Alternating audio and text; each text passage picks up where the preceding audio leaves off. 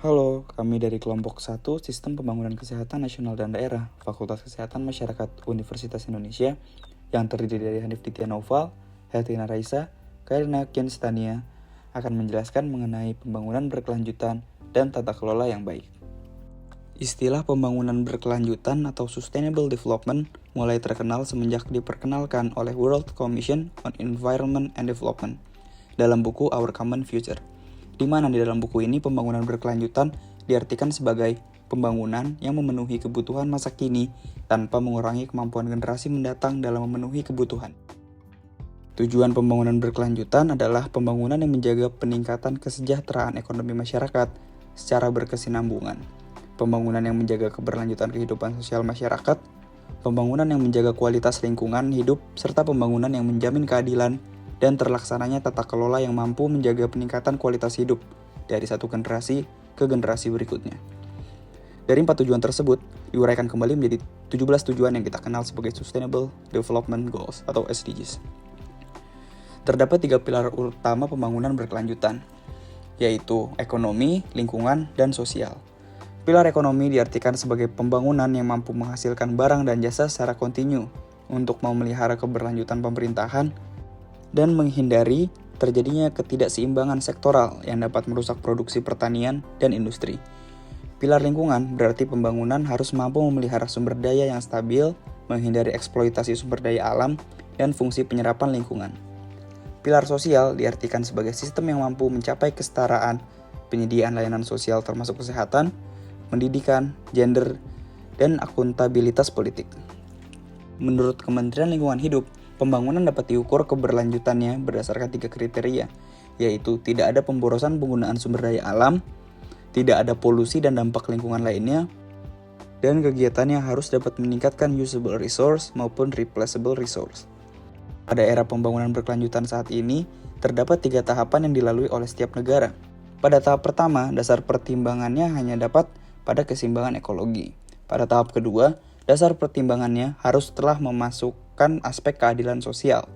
Dan pada tahap ketiga, dengan lengkap mencantumkan aspek aspirasi politik dan sosial budaya dari masyarakat setempat dalam pembangunan berkelanjutan. Kesehatan dalam kerangka SDGs terdapat pada tujuan ketiga, yaitu kehidupan sehat dan sejahtera. Apabila masyarakat memiliki hidup yang sehat dan sejahtera, maka prosesnya akan memberikan dampak pada tercapainya kondisi pekerja tetap dan produktif, serta pekerjaan yang layak untuk semua wanita dan laki-laki. Di mana hal ini membantu untuk mencapai tujuan ke-8, yaitu pekerjaan layak dan pertumbuhan ekonomi. Apabila tujuan 8 terpenuhi, maka dapat memberikan output berupa mengentaskan kemiskinan pada semua orang, di mana artinya tujuan ke-1 dapat tercapai, yaitu pemberantasan kemiskinan. Jika tujuan ke-1 tersebut terpenuhi, maka outcome yang didapatkan adalah tujuan ke-10, yaitu pengurangan kesenjangan dapat terpenuhi. Kesimpulannya, apabila suatu permasalahan kesehatan berhasil diselesaikan atau pembangunan kesehatan telah tercapai, maka dapat membantu mencapai tujuan SDGs lainnya. Pengaruh COVID-19 terhadap pembangunan berkelanjutan. Akibat adanya pandemi COVID-19, seluruh pelaku ekonomi merasakan dampaknya, mulai dari rumah tangga, perusahaan, UMKM, lembaga keuangan pemerintah, dan rest of the world. Maka dari itu, pemerintah melakukan berbagai upaya untuk menjalankan pembangunan berkelanjutan di sektor ekonomi pada masa pandemi. Selain itu, pandemi juga menghambat pembangunan sosial Indonesia, yang saat ini sedang berada di tahap pertumbuhan. Tujuan pembangunan berkelanjutan yang terkena dampak yaitu kemiskinan dan kesehatan. Sebagai upaya perlindungan sosial dalam melindungi masyarakat akibat dampak kemiskinan, maka pemerintah telah membentuk beberapa bantuan, seperti program sembako, program keluarga harapan, bantuan listrik, dan lainnya. Untuk pembangunan kesehatan yang baik dan kesejahteraan tetap terwujud, maka pemerintah telah berencana memperkuat sistem kesehatan dalam kesiapan menghadapi pandemi, pemulihan pasca pandemi, penguatan promotif dan preventif, serta meningkatkan anggaran kesehatan pemerintah.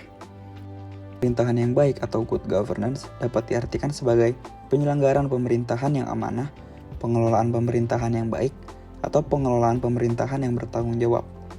Tata kelola yang baik atau good governance akan berfungsi sebagai elemen yang memadukan 3 aktor dalam pembangunan berkelanjutan, yaitu pemerintah, korporasi, dan masyarakat sipil dalam satu wadah dan tujuan yang sama.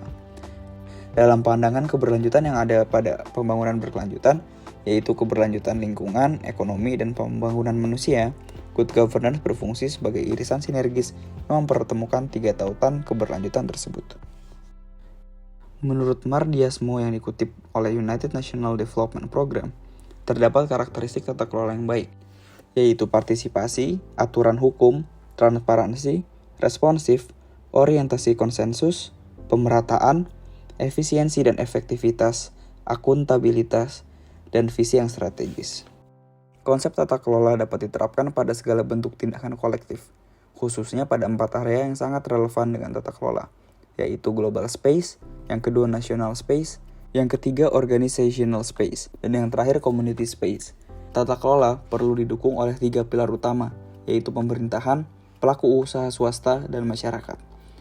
Dalam pelaksanaan good governance, perlu terjalin sinergi antara 3 pilar tersebut. Tata kelola yang baik pada berbagai tingkatan area dapat dicapai dengan menerapkan prinsip-prinsipnya. Menurut Graham et al., praktik tata kelola yang baik perlu mempertimbangkan tujuan dan bagaimana proses pencapaian tujuan. Oleh sebab itu, penerapan prinsip good governance dilakukan dengan mengidentifikasi dan menganalisis tujuan utama suatu negara, serta kekuasaan pemerintahan yang diperlukan untuk mencapainya.